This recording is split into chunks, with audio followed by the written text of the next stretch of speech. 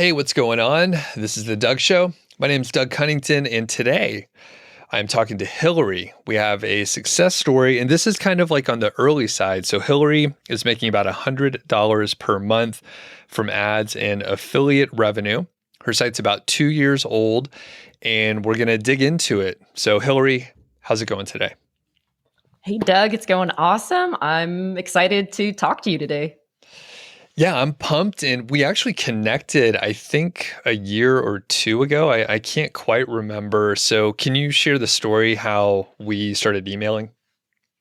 It was like a year or two ago, and I had come across your website and I started reading some of your content because I was in the process of building out my own website and diving deeper onto the SEO side of things. And I emailed you some question. I think, yeah, it was like I emailed you a question and then we went back and forth on that. And then I think we even talked about working together on backlink stuff, or like you having me do some backlink stuff. And then we all just a lot of random emails going back Okay. and forth since then. So I'll fill in another detail, which hopefully this is correct. We obviously didn't rehearse this ahead of time. So I was doing some work on HARO. So I say HARO, I think you say HARO, right? Yes. Oh my gosh, that's it. So now Yes, you now got I it. Go remember. ahead. Yeah. Yeah. So you reached out, or sorry, yeah, you were on HARO, and then I responded to one of your HARO requests, and it was about SEO. You got it. Yeah, we And then you went from started there. emailing. Yeah. So Okay, initially, yes. so you responded back. I used your response, and then you checked out my blog, and then you were like, oh, I'm interested in keyword research. And that's how it all got started. And yeah, so now a few years later, like we've emailed a couple times, and you were like, hey, I have a few like success story pieces, a couple questions. So that's why you're here. Now, Yeah. what is your like profession, day job? Like what are you into and what do you do?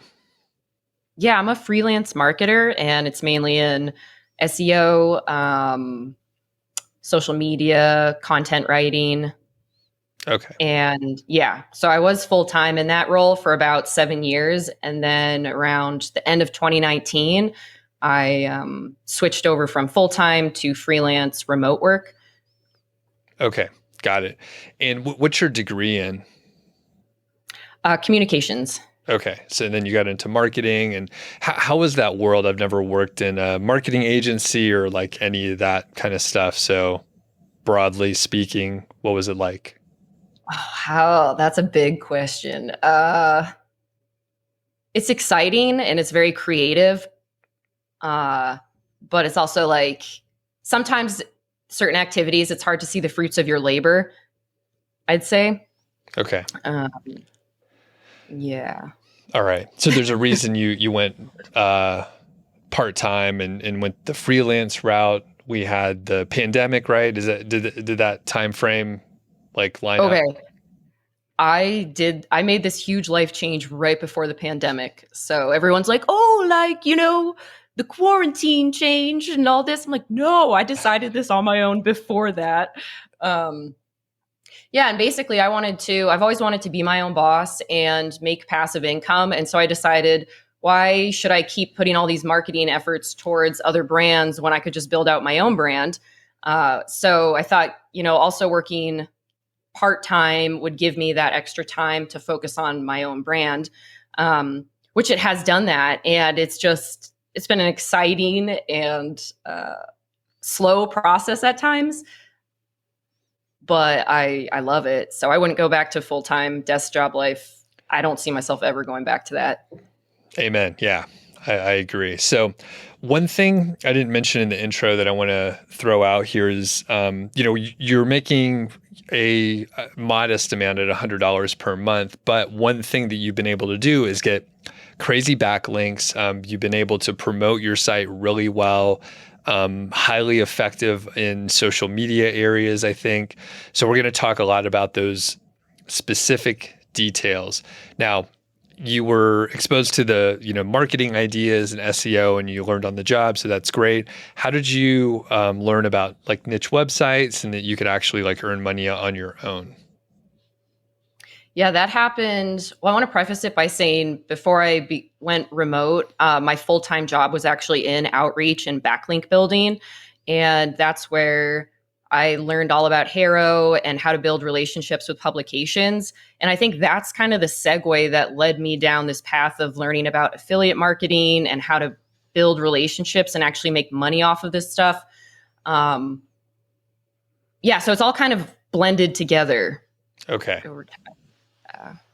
Yeah. So when did you start thinking, hey, I maybe could build a site of my own? Pretty much right when I went freelance, I was like, I want to come up with some lifestyle topic that I can focus my website on and start putting content out there. Even if it's not SEO optimized, just start getting stuff out there.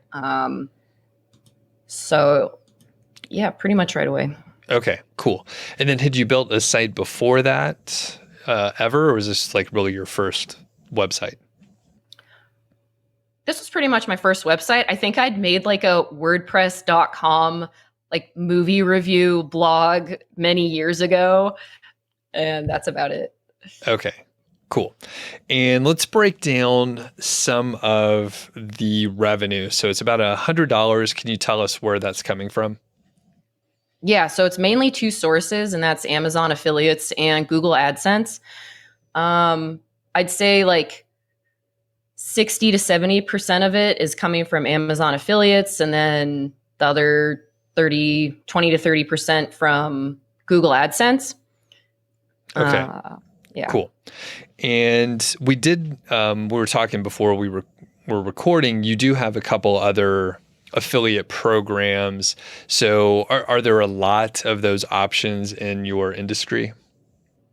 Yeah, there are actually. And I am, an affiliate with a lot of other random brands, but those just those are a lot harder to get traction for, I have found. So like, yeah, there are a couple products that do contribute to my monthly earnings, but again, it's like a sliver of total earnings. Okay. And do you envision, do you think those can get bigger? Is there enough search volume and interest, or is it just kind of obscure? Yeah, I think there is. It depends on how big the topic is. So it's like in this, lifestyle industry, there's so many small companies coming out with so many products, and it is fun to like work with them and maybe review one of their products and stuff, but you don't really know if they're going to take off and be a super successful brand, or like, are they going to, plummet in 1 or 2 years? Because right now they have decent search volume, but not a ton of keyword difficulty. So it's like, ooh, maybe in 5 years, if they do really well, like I could be making lots of money, but it's that gamble, right? Right. It's hard to, you get to plant a lot of seeds, but yeah, you don't know if it's going to work out. Gotcha. Right. Okay. So it's a decent spread, and we'll come back to the AdSense thing in a few minutes here. I want to go back to like when you selected the niche and why you picked it and the keyword research and stuff, but we'll aim at the front part of that. Why'd you pick the niche, and do you have tips for people? Yeah, I picked the niche because it was something that I was working on in my own life, and I was about to really dive into that world myself. So it's like, well, obviously the easiest way to do this is to just start documenting my own experience. It is a niche that a lot of people are interested in. But it's a hard thing to do. This is hard. Right. So I was like, this seems like a great opportunity to maybe educate people on this and just be totally honest about my own experience. Because it's easy to glamorize the lifestyle but it's harder to show the more difficult sides of it. Okay. So you were about to, yeah, I mean, you were already obsessed with the topic area, so you were like, may as well do a site on it. Okay. Yeah. And early on, did you even do any keyword research? No. Okay. And do you feel like that's held you back in any way, or did it matter at all? In some ways, I think it held me back, but in other ways, like one of my first articles is still consistently ranking for a great keyword on page one. And I just had sat down and wrote all about my own experience and the details of it. And again, it's so hit or miss, right? Some topics don't rank for anything still 2 years later, and other ones are still ranking really well. Which to me just points out that the power of quality content, right? Like if you're actually conveying really helpful information, even if it's not SEO optimized, sometimes that doesn't matter.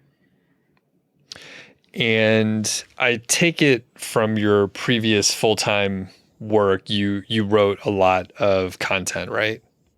Yeah. So are you working with any writers? Do you write everything on your site? I write everything on my site. I did do a stint where I tried hiring Upwork writers and, providing them with outlines that I had SEO optimized. And I think I only had 4 articles written by Upwork writers. And they that was another thing that I used from your website was that like template on how to, work with Upwork writers and how to give them outlines and all that. That was like super useful. So thank you. And I still found myself wanting to make so many changes with the articles though, that I was like, you know what? I have the time, but I don't have the money right now. So I went back to just writing it for myself. Got it. And once you started aiming for specific keywords, what was your general approach?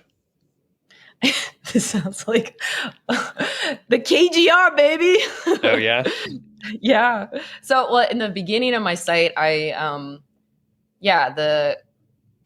keyword golden ratio, right? I just wanted stuff to rank. I wanted to see, it was like a game to me where it's like, okay, supposedly this formula will help me rank. Will it actually? And it did. So I think I first got my bearings on some super small search volume keywords. And then as my site's grown, I've tried to target bigger keywords that might be more difficult, but my site has more authority. So, yeah. Okay. And what is the domain rating on your site? It's 22. 22. Okay. So, and I was going to say, the KGR, it's good. It got you moving in the right direction, but yeah, your site's been around for a little while. You have some pretty great backlinks. So you should be able to rank for some other stuff, especially if you're approaching it with an intentional way that you're trying to rank for things. Because I suspect in the beginning, you were like, I'm doing this activity. I want to document this activity. And maybe there's a couple keywords related to it, but it wasn't like you were documenting it because you were doing it, not because it was a good keyword in quotes. So, right. Yeah. All right. So any other keyword tips? Any other, do you aim for a lot of informational or is it more product focused? Oh, gosh, it's probably half and half. I try to be a resource center, but also, work the affiliate side of things with product reviews. Yeah. Okay. Yeah. So for the product reviews, are you actually reviewing products that you have in your possession? Or is it more general where you're just doing research and compiling information? Yeah. In the beginning, I was just reviewing products I already had. And then I would, see if I could work with their affiliate program. Since joining a bunch of affiliate platforms, I've had a bunch of brands reach out to me saying hey, do you want to do a review? And, we'll send you a product and this and that. So I've also done that approach. Wait, there was one other way that I was going to say. I can't recall. Anyway, yeah. That's okay. All right, cool. So, yeah, anything else keyword wise, or like as you're looking at content or research, you refer to like your competitors very often. Is that helpful? Yeah, it is. The big one for me is trying to stick to a certain hub topic and then, using spoke topics to build that natural flow of topics and, show Google you're really an expert on whatever the topic is. So it's like that balance between doing that, but then also writing about keywords that actually have some search volume behind them. Right. Yeah. And what is I forgot to ask this. Yeah, what's the traffic currently? According to Ahrefs, it's like 4.2. So yeah, 4,200 organic traffic a month. Okay. And I And do you track that on Google Analytics as well, or? I do, yeah. Okay. And Do you know what I think that that's is? like, yeah, it's like 7,500 a month users or new users. Okay. Okay, that Yeah. makes sense. Yeah, a lot of times Hrefs is a low estimate and you get more long tail traffic. So about 7,500 visitors per month, it sounds like. Cool. Very good. Yeah. And I'm glad you cleared that up too, because I didn't know which to trust. I'm like, Google Analytics and Ahrefs, like, why are they so different? Yep. Yeah. Ahrefs just, they use their algorithm based on where you rank in the search volume. So that's where the estimate comes from. I think that makes sense. So it's believable. So, all right. Yeah. Okay. Content wise. So you're writing all the content. You tried to work with some writers, but you just had to have it your way. So you were like, I'll just write it myself. Any other interesting approaches to your content, formatting, images, anything like that? Yeah, I take 99% of all my own photos for whether it's, guides on how to do stuff or products or whatever. It's like I want to use my own photos. I make sure to optimize them for size. And even when I like name the photos, I give them certain meta tags. Just I try to keyword optimize everything and make content really easily digestible. So lots of subheaders, bullet points, lists, pictures. Yeah. Okay. Yeah. It just makes it easy to read, easy to skim, and all that kind of stuff. Very good. Yeah. All right.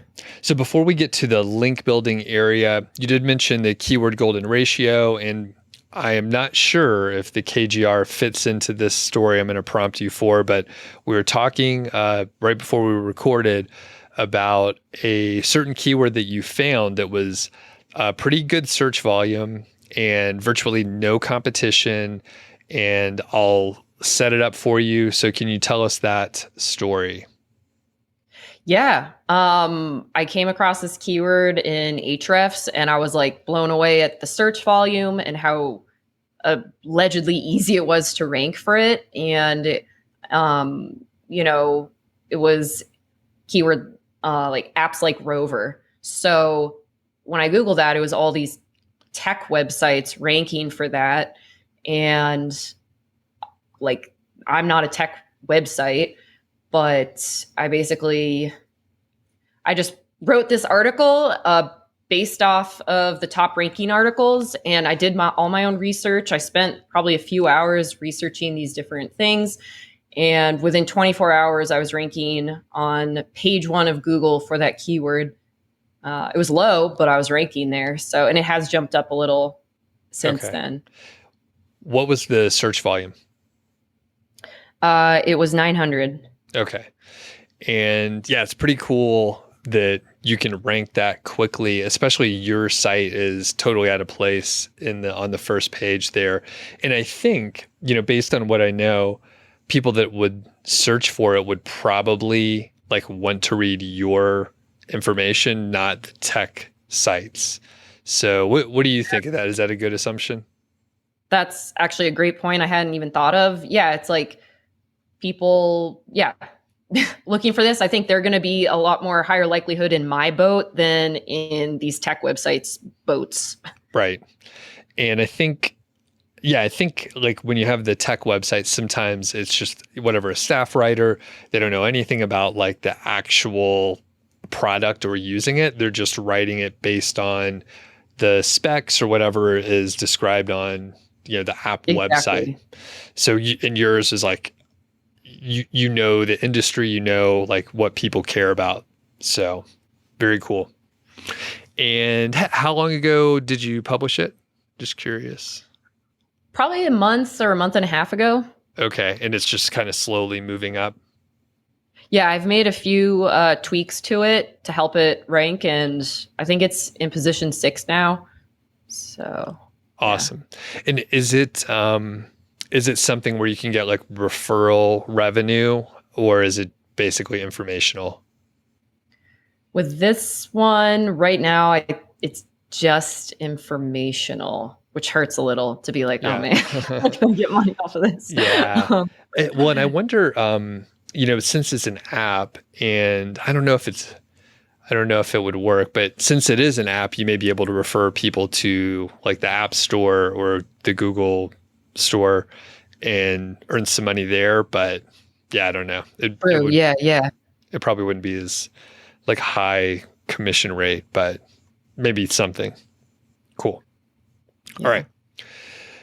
Let's talk about link building. So you did this for your job. So let's go back and talk about your experience there. So did you know much about SEO before you got started at the company, and just talk about your journey as you were learning about link building?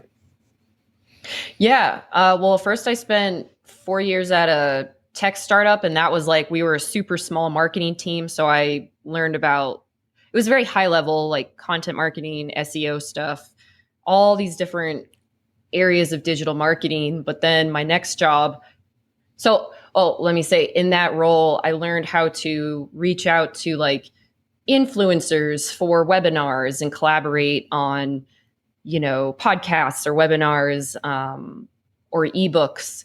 And that's where I was like, hey, I really enjoy this process of finding these people, figuring out how we can work together for free, ideally, and, get in front of each other's audiences. So then that kind of naturally led me to my next job in outreach and link building. And yeah, it was everything from writing guest posts for publications to, just using HARO. I'm trying to think of, to making like natural or organic content pieces where you have your own data that, news outlets might want to share your findings for those big bursts of outlinks or backlinks, sorry. Sure. Gotcha. It's like outreach and backlink combined. Outlink. Yes. Yep. Okay. And I'm just curious. So like, I guess you were in the marketing world, but when I learned about SEO, it all seemed, I came in with an open mind, but did you think at any point with all the link building, like this is just weird, like we're just like sharing content and linking back and forth, what are we even doing here? And that was your full-time job. Any thoughts like that? Yes and no. When I first learned about SEO, I never thought I would end up enjoying it or being interested in it, because it just seemed like this confusing mess of things that weren't flashy or interesting in my mind, but then when I was actually, in that outreach role where I started to really learn the value of, people are just part of the equation in terms of having authority on the internet, and Google plays such a big role, and you have to be reputable in Google's eyes too. So that was eye-opening. Yeah. Okay. Very good. Okay. So you talked about HARO a little bit, and that's how we met. And can you provide some tips for us, since I think you've probably done more work in HARO than a lot of people that I know. So yeah, can you kind of break it down first? What is it, in case people don't know what it is, and then some of the specifics that you learned along the way. Yeah. So HARO, I have to call it HARO, stands for Help a Reporter Out. And basically, you can sign up for free as a reporter or a source. And 3 times a day, Monday through Friday, you get emails for reporters looking for sources to cite in their articles. And if you happen to be an expert on a topic, you can reach out and, if they like your response, then ideally they backlink to your website. And I'm happy to share, some specifics on. Yeah, please. How to do that. Yeah, I recommend, responding as quickly as possible, getting to the point in your email as quickly as possible, writing clearly, using good grammar, telling them exactly how to cite you.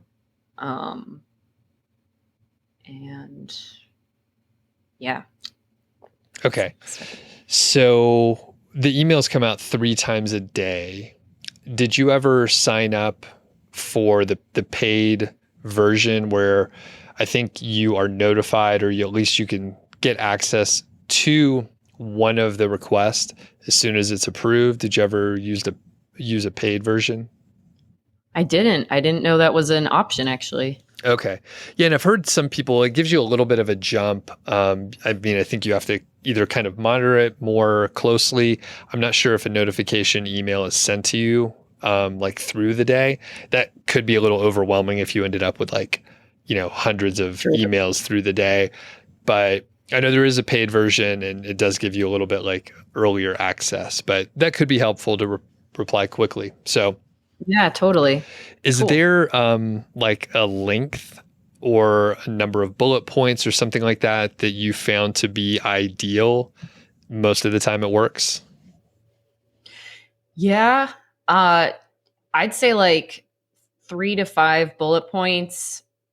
I mean, it depends on what the reporter, is looking for. Sure. But if they aren't super specific in their request, then I try to keep it to 3 to 5 bullet points and clear sentences, clear definitions between each point. Because no reporter is going to sit there reading some huge response. They're going to get a bunch of responses. So right. You got to be fast and quick. And do you always use bullet points, or sometimes you send back a few sentences, a short paragraph? Yeah, sometimes I do a short paragraph. Sometimes if they're asking for your own personal experience with something, those are usually just 2 short paragraphs I'll send. Okay. And then as far as linking to you and using you as a reference, how do you denote that? How do I sign off in my messages with that, or? Sorry. Yeah, how do you describe where you want them to link? Yeah, I just say, I hope this response was useful. If you decide to use my request, please cite me as blah blah blah blah blah blah. Okay. Yeah, I'll leave it pretty straightforward. Okay, so just simple. And what mistakes do you think people are making? Obviously, you don't know how people are responding, but what issues do you think people are having when they're trying to use HARO, but they're not successful? You know what? For one of my marketing jobs, I was on the other side of it, actually, where I was putting out requests. So I did get to see what people generally respond, and it is scary out there. Oh my gosh. A lot of people kick off their responses with a novel about why they're so qualified and all of their accomplishments. And it's I don't need any of that. Just give me what I asked for in the first paragraph. It's, if you want to include that at the bottom, cool. But you're killing your own chances here. Yeah. Okay. Yeah. So just too long, especially a biography. You don't want to see that. And I talked about, I submitted a few of these to see what responses came back, so I was more familiar. But yeah, it's very interesting. People are very long-winded. I don't think, unless someone specifies in the request, they usually just want something short and quick. Right, exactly. And I think people need to put themselves in the seats of the reporters more, where it's like, reporter isn't going to quote you for a paragraph or two. Like, as you said, they want a sentence or two. So give them a really crisp, clean sentence with some unique piece of information, and then tell them how you want to be cited. Like, Simple. just, yeah, Yeah. super simple. Did you get into any other link building for this particular site? You mean beyond HARO? Yep. I did. I reached out to other, influencers or like authoritative sites, basically competitors, really, in my industry, because I've taken some blogging classes, and they say try to not see them as competitors. Have that don't have scarcity mindset, and I've been so pleasantly surprised at how willing competitors are to collaborate with me and link to each other. And I also have reached out to like general resource websites around my topic to just say, hey, I'd love to do a guest post about whatever, and that's been effective as well. Okay. And were those cold emails you just found contact? Okay. Some of them, yeah, I found them through social media first, and we had already been connected on there. And then other ones were just cold. Got it.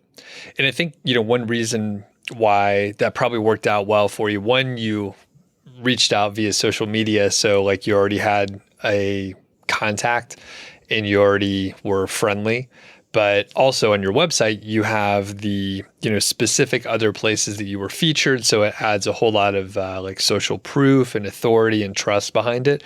So if someone lands on your website, they're like, oh yeah, you've been featured in these other big outlets. So probably you're going to be all right as a guest poster.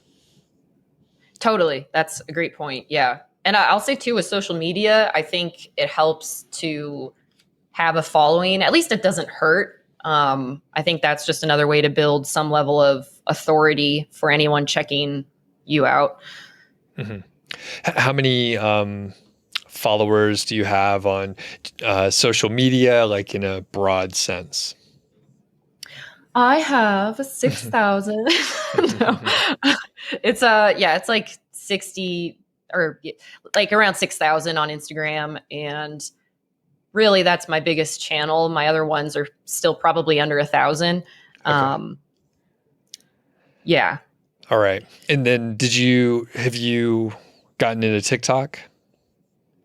Oh man, I have dabbled in TikTok, and it has not come naturally to me. So that one I haven't put a ton of focus on in the last many months. Okay. Yeah. I know. Well, I deleted it off my phone because it was just a time suck. And I was like, this is not making my life better at all. And the algorithm was showing me some unsavory things, like they know you really well. And you look at one fitness video and then it's like all women in swimsuits or something. So that's just how it goes. But it's such a black hole. Yeah. Yeah. So I took it off my phone, but a lot of people are like, yeah, it's great, blah, blah, blah. Okay. So your area, it's Instagram, that goes pretty well. Do you have any tips for people that are like, I want to grow a following and I want to put time in and make this, part of the work that I'm doing? Yeah, in the beginning of doing my website, I did focus hard on Instagram. And one of the best ways I grew my following was by looking at the accounts that promote that type of content that I was putting out, and basically analyzing those, like, what kind of photos do they feature? Why do they feature them? So tailoring my own content to match that, and then tagging them in those posts or messaging them and saying, hey, like, I'd love it if you featured me. That was a good way to get followers. Okay. And then in the beginning, was it like pretty slow to get the first, say, 1,000 followers or something like that? Yeah, it was pretty slow. I was super aggressive about it then. It kind of makes me laugh because I'm pretty much kind of over Instagram right now.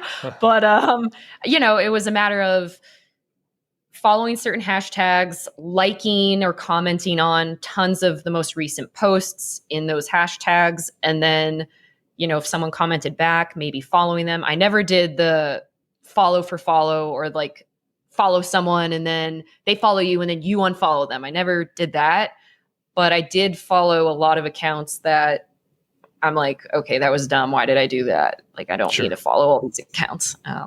Okay. Yeah. And then did you focus more like on the images and stuff, or did you put a lot into the body of the, what do you call it? Just the content of the message? Caption, yeah.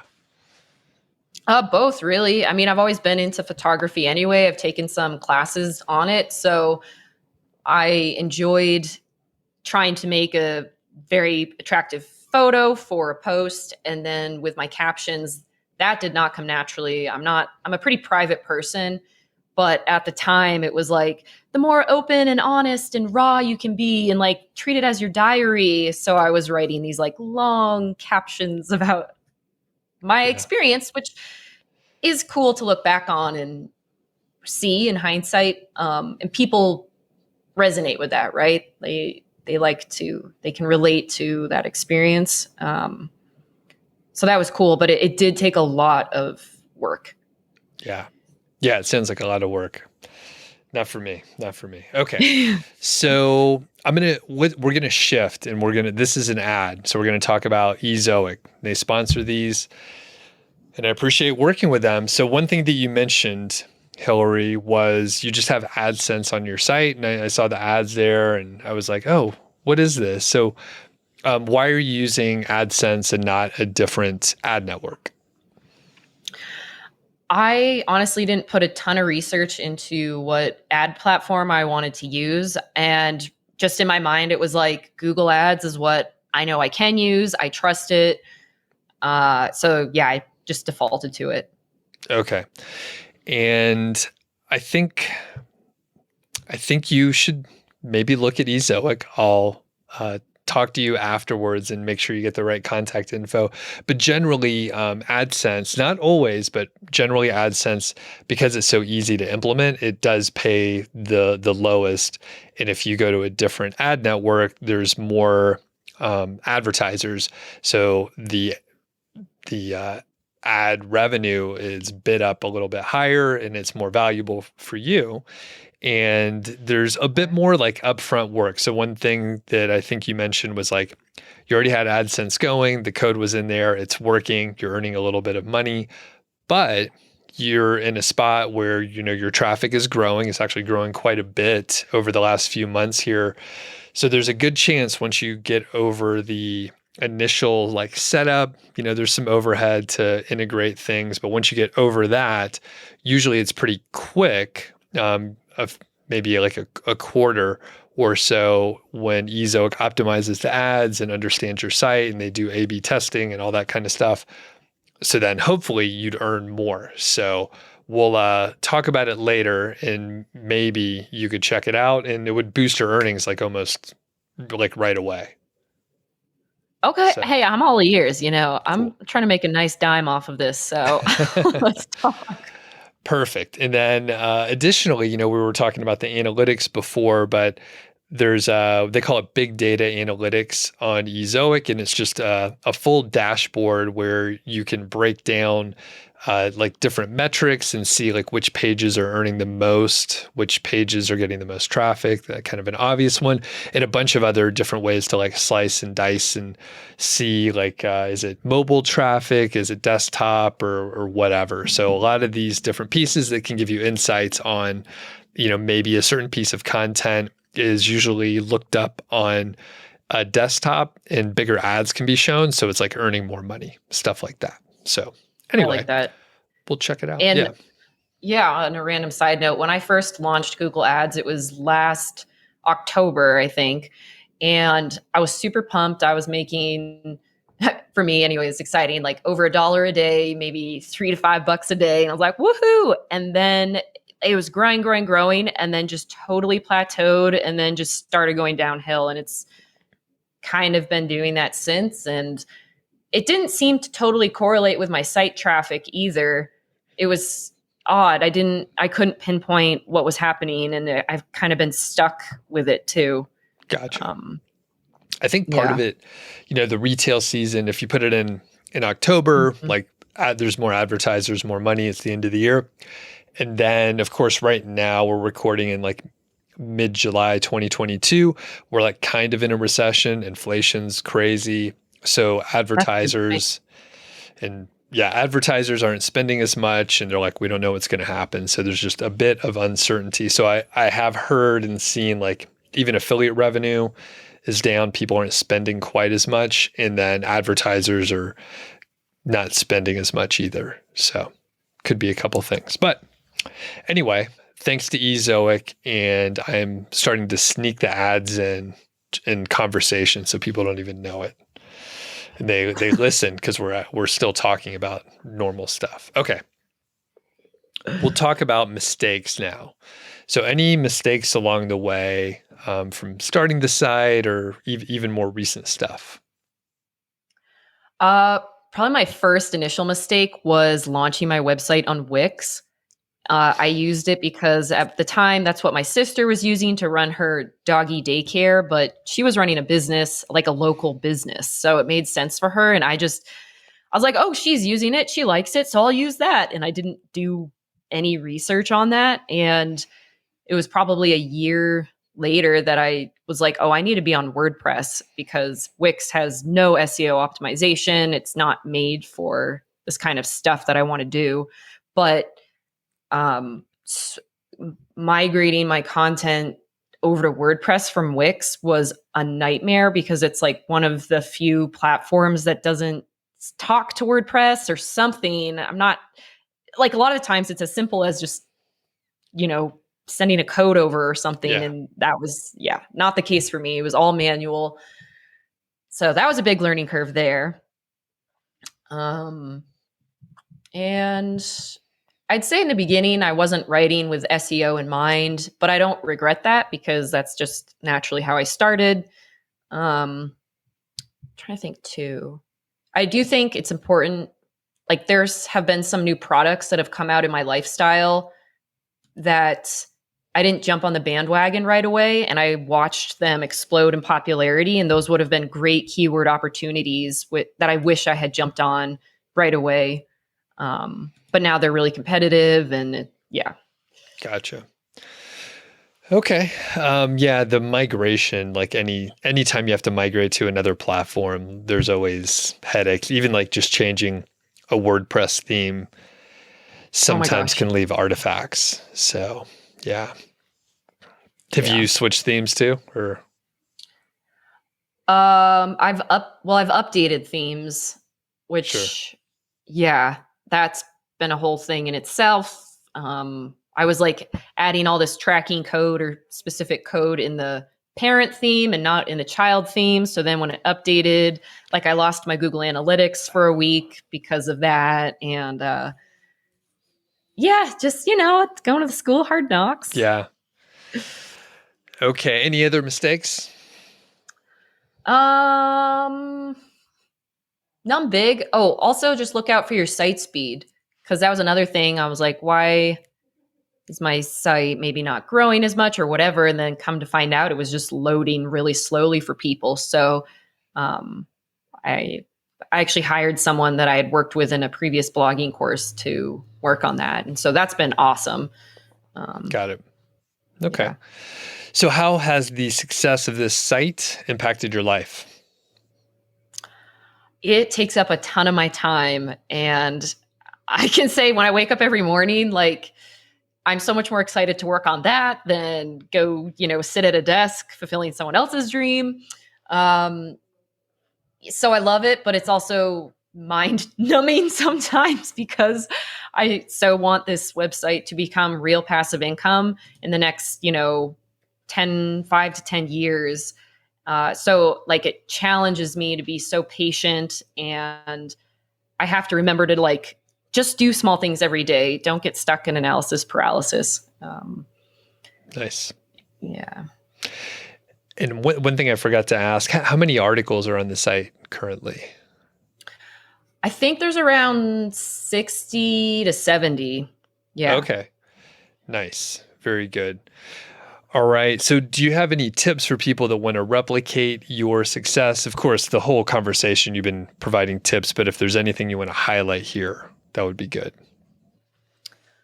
I think it's just important to pick a topic that comes naturally to you that you're already interested in. And also remember that just because you might not feel like an expert on the topic, like, oh, how can I write all these articles about this topic? I'm not an expert, but it's in the process of writing about these that you learn more, and then it grows your interest, and then you do slowly become an expert. So, yeah. Great advice.